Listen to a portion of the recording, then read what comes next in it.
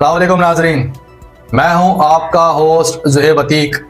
خبر کی اندرونی کہانی کے ساتھ آپ کی خدمت میں حاضر ہوں۔ آپ دیکھ رہے ہیں صحاف ڈیجیٹل نیوز، جو رکھے آپ کو ہر خبر سے باخبر۔ جڑیے رہیے گا صرف صحاف ڈیجیٹل نیوز کے ساتھ۔ آئی جی سندھ غلام نبی میمن نے ایف آئی آر درج نہ کرنے والے افسران کے خلاف کارروائی کا فیصلہ کر لیا ہے۔ مقدمہ درج کر کے اسٹریٹ کرائم کے اعداد و شمار میں اضافہ کیسے روکیں،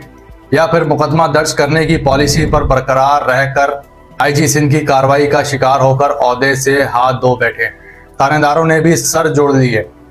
آئی جی سندھ غلام نبی میمن کی زیر صدارت آئی جی پی شکایتی سیل کی کارکردگی، شکایات کے ازالے اور اصلاحات سے متعلق اجلاس ہوا، جس میں D I Gs, head quarters اور دیگر حکام نے شرکت کی۔ اجلاس میں سنگین نوعیت کے جرائم کی ایف آئی آر کے عدم اندراج اور عوامی شکایات پر مقدمات درج نہ کرانے والے پولیس افسران کے خلاف کارروائی کا فیصلہ کر لیا گیا ہے۔ ذرائع کے مطابق ایسی شکایات پر متعلقہ تھانے کے ایس ایچ او اور ایس آئی او کو ملازمت سے برطرف کر دیا جائے گا۔ آئی جی سندھ غلام نبی میمن نے اجلاس کے شرکاء کو ہدایات کی کہ قتل، بچوں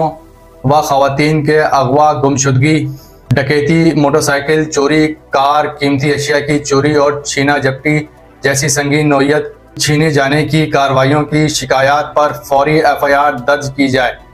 غلام نبی میمن نے کہا ہے کہ مذکورہ کیسز کے مقدمات درج نہیں کیے جاتے تو پھر اختیارات سے تجاوز، مافیاز کی سرپرستی جیسے الزامات پر اسپیشل برانچ سے انکوائری کروائی جائے اور مقدمہ درج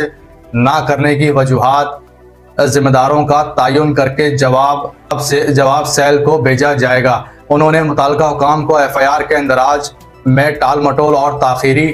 حربے ثابت ہونے پر بھی ذمہ داروں کے خلاف ایکشن لینے کی ہدایات کی ہیں۔ دوسری جانب آئی جی سندھ غلام نبی میمن کے ایکشن کے اعلان کے بعد شہر کے تمام تھانے دار بھی تشویش میں پڑ گئے ہیں۔ ایک تھانے دار نے نام نہ ظاہر کرنے پر بتایا ہے کہ شہر کے تمام تھانے دار اگر ہر ایک واردات کا مقدمہ درج کریں گے تو جرائم کے اعداد و شمار میں ہوش اڑا دیں گے۔ جرائم کے اعداد و شمار پر مبینہ طور پر قابو پانے کے لیے متعدد وارداتوں میں ٹال مٹول سے کام لیا جاتا ہے۔ تاہم اب آئی جی سندھ غلام نبی میمن کے ایکشن کے اعلان کے بعد دیکھنا یہ ہے کہ متاثرہ شہریوں کی ایف آئی آرز درج کی جائیں گی یا پھر ایف آئی آرز درج نہ کرنے والے افسران نوکری سے ہاتھ دھو بیٹھیں گے۔ واضح رہے کہ شہر میں رواں سال اب تک اسٹریٹ کرائم کی 75,000 سے زائد وارداتیں ہو چکی ہیں، جس میں 109 شہری لٹیروں کی بربریت کا نشانہ بھی بن چکے ہیں۔ آئی جی سندھ غلام نبی میمن کے اس حکم نامے کے بعد بھی شہر قائد کے 8 اضلاعوں میں چھوٹی واردات ہو یا بڑی واردات ہو، ایک عام شہری اپنی موٹر سائیکل چوری یا چھیننے کی رپورٹ ایف آئی آر درج کرانے تھانے جاتا ہے تو پہلے ڈیوٹی افسران حضرات اس کو یہ لالی پاپ دے کر ٹھنڈی گولی دے دیتے ہیں کہ ابھی ایس ایچ او صاحب موجود نہیں ہیں، ایس ایچ او صاحب آئیں گے، ہم ان کی نالج میں بات ڈالیں گے، ان سے پرمیشن حکم نامہ لینے کے بعد آپ کی موٹر سائیکل کی ایف آئی آر درج کی جائے گی۔ جب تک وہ شہری 2 سے 3 چکر کاٹ چکا ہوتا ہے متعلقہ تھانے کے، اس کے بعد وہ پریشان حالت میں اپنے گھر واپسی چلا جاتا ہے۔